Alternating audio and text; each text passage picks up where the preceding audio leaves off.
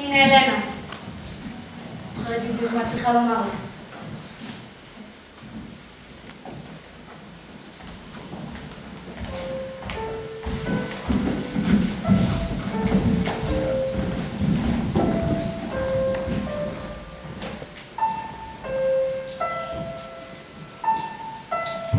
רוצה לומר לי משהו חמודה? כן, תודה, אלנה. אז תגידי כבר, גורם לי סבל לראות אותך כל כך מתוחה.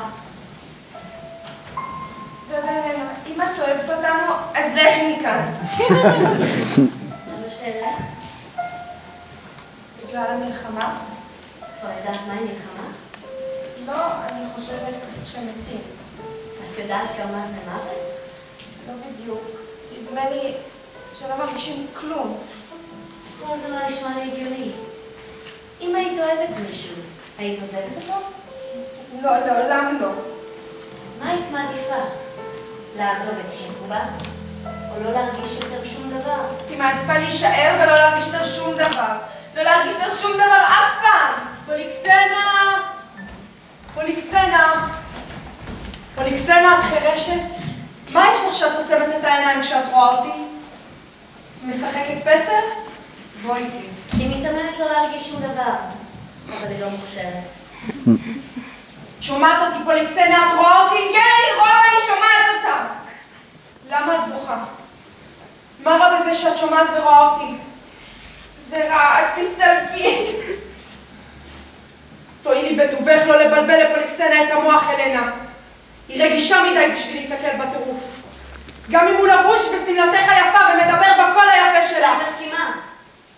אז תגידי לאנדרומכה לבצע את השליחויות שלה בכבודה ובעצמה. כעת נשקיע אותי פוליקסנה?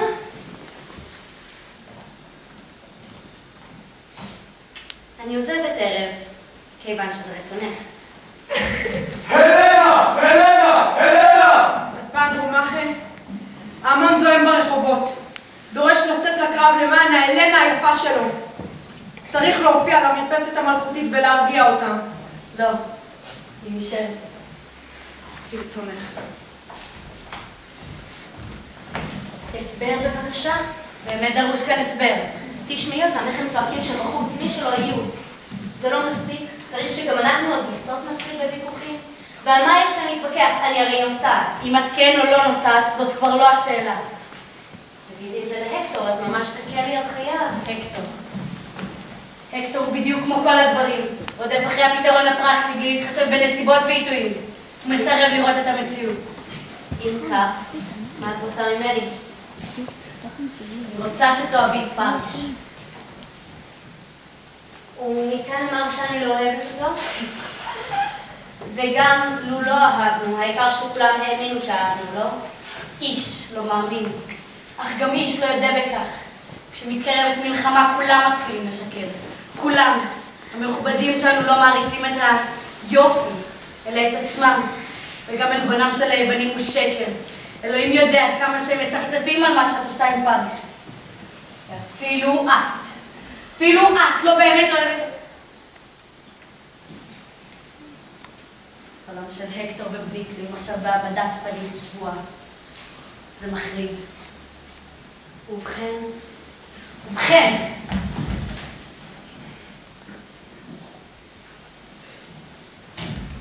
אני מתחננת בפנייך. תאהבי את פריס. תאמרי לי שתשחיתי את פנייך רק כדי שהוא יחיה. תסכימי שתמותי רק כדי שהוא יהיה. אז מלחמה לא תהיה עוד מגפה ועוול בלי תכלית. אז אני אוכל להשלים איתה. אבל אני נמשכת אליו. המשיכה גם היא מן אהבה, לא פחות ממשפחתיות. באהבה מסוג כזה אני מרגישה יותר בנוח, כמו כוכב, במערכת עליה הוא משתייך. רחמים, אלנה, רחמים! רחמים. פני בבקשה לכתובת אחרת, אני לא חזקה ברחמים. את לא יודעת מהי מודלות. אני דווקא יודעת טוב מאוד מהי. את חושבת שעיניי בתוך אוסף התמונות הצבעוניות האלה, כפי שבעלך אומר, לא מראות לי לפעמים את אלנה, זקנה, מקומטת, חסרת שיניים, מתכופפת מעל איזו צלוחית ומוצצת ממנה דייסה? או את חיוורון המוות המתגלה מתחת לאיפור המפוצץ שילבשו פניי מיום מן הימים. אני רואה את התמונות האלה ביום יום כמו שאני רואה את הנוף. וכל זה? לא אכפת לי. הכל אבוד. עכשיו הכל אבוד. למה? אם די לך בזוג אחד מושלם כדי להצדיק מלחמה, יש לך אותך ואת הקטור. גיסתי. איפה הוא? איפה הוא? התחלנו להתחבא, איפה הוא? פחדן! חויאני, גם מחפש! פריס, אני אחי. הקטור נסיכטור, ואני אייקס. ואני קורא לך אחיל של בן כלב. וראה שהבן שלך לנו מומחים למשא ומתן. מה אתם רוצים? מלחמה. עניין אבוד. לא תהיה לכם מלחמה, אנחנו מוכנים להתנצל. אנחנו לא נזוז מכאן עד שלא תכריזו מלחמה. מצטער? אתה אישית לא תכריז מלחמה. אם אני אקרא לך פחדן? מוגלה? לא. ואם אני אכריז שטרויה... טרויה גנות העקשנות. לא תהיה לכם מלחמה. אם אני אכה אותך, את נסיך טרויה. אם אני אכה את סמל הכבוד המדומה של טרויה, לא תכריזו מלחמה?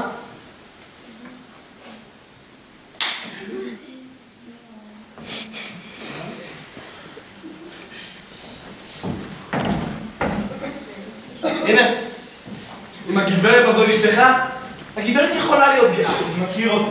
היא גאה. מה המהומה הזאת?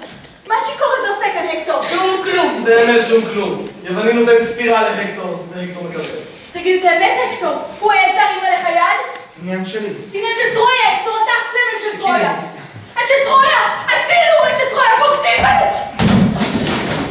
זאת הפרה מייללת. נוטשת ראש הסנאט, המשוררת הלאומית. לא נסית הקטור, גם אני שונא משוררים. טוב, תתחבק לזה, הקטור. מה זה הצעקות האלה? מה קרה לה? משוררים. לעתים קרובות נוטים להתרגש בלי סיבה. זה מה שהם קוראים השראה. בסוף את תמלאת לנו מזה המנון. לאומי. למען טרויה.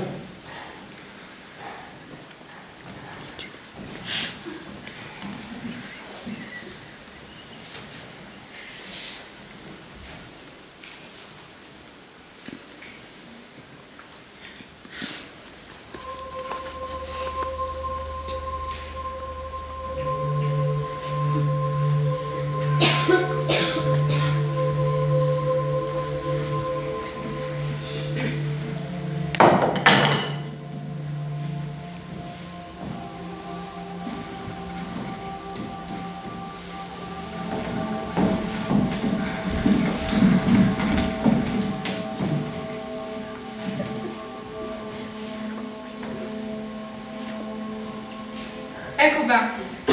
הקטור?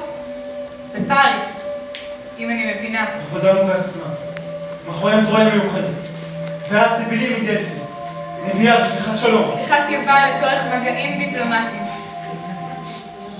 והנה אלנה. דברי. מה אתם רוצים? באנו להשיב את הלנה לארצה. יוון זועקת לנקמה. נקמה! ולכן, או שהלנה תחזור, או שתפרוץ מלחמה. זאת אומרת שאם אנחנו מחזירים לכם אותה, תוך שעה עניין סגור ואתם מבטיחים לנו שלום, אתם לא רוצים לומר שבאמת תחזירו את אלנה. זה מה שהוא אומר, המוגלב הזה. ועוד מוכן להתנצל. באמת? איזה תפנית בלתי מוסברת. לא דרכתי כלל מה לומר במקרה של הסכמה לתנאים.